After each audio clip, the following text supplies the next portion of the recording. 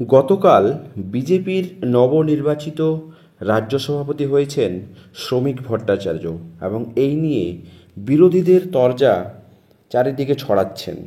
শ্রমিকের সভাপতি নির্বাচনের সভায় মা কালীর ছবিকে ঘিরে বিতর্কের ভাবাবেগে আঘাত লেগেছে বললেন শশী পাঁজা। শ্রমিক ভট্টাচার্যের সভাপতি নির্বাচনের সভায় মা কালীর ছবি বিতর্ক। তৃণমূল কংগ্রেসের তরফে প্রশ্ন তোলা হচ্ছে যে রাজনৈতিক মঞ্চের পিছনে মা কালীর ছবি কেন? আমরা আহত হয়েছি, আমাদের ভাবাবেগে আঘাত লেগেছে।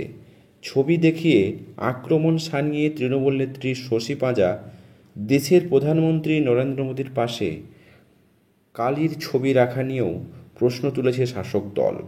তৃণমূলকে পাল্টা কটাক্ষ করেছেন সুকান্ত মজুমদার।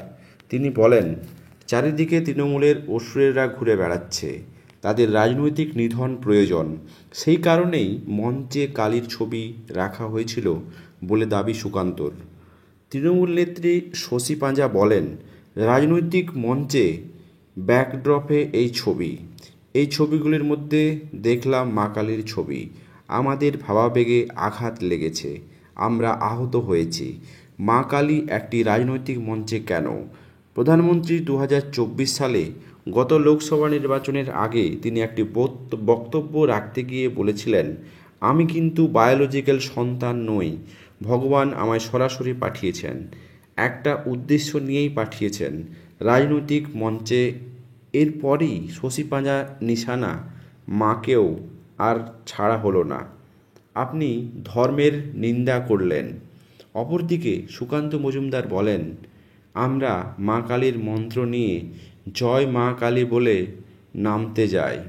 মা কালী যেভাবে অসুর দমন করেছিল, তৃণমূলের আমলে চারিদিকে অসুর লাফিয়ে লাফিয়ে বাড়ছে।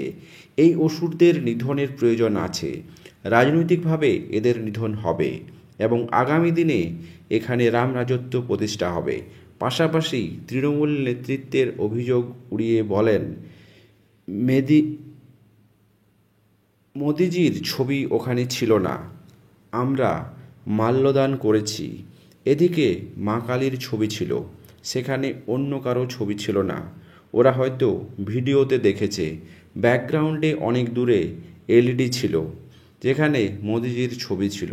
সেই জন্যই আমি শশী পাঁজা সহ অন্যান্য তৃণমূল নেত্রী যারা আছেন তাদেরকে বলবো, মমতা বন্দ্যোপাধ্যায়কে কিছু বললে সেটাকে বিশ্বাস করবেন না, আগে নিজে দেখে শুনে তারপরে বিশ্বাস করবেন। সুকান্তর পরামর্শ, সম্ভবত শশী পাঁজা মাননীয়া মন্ত্রীর চোখে সমস্যা হয়েছে, সেটা সরানোর ব্যবস্থা করুন। দর্শক, এই নিয়ে নোংরা রাজনীতি অনেকটাই ছড়িয়েছে, কিন্তু এই ধরনের রাজনৈতিক মন্তব্য ঠিক কতখানি যুক্তিযুক্ত অবশ্যই কমেন্ট করে জানাবেন। চ্যানেলে নতুন হলে সাবস্ক্রাইব করে পাশে থাকতে ভুলবেন না।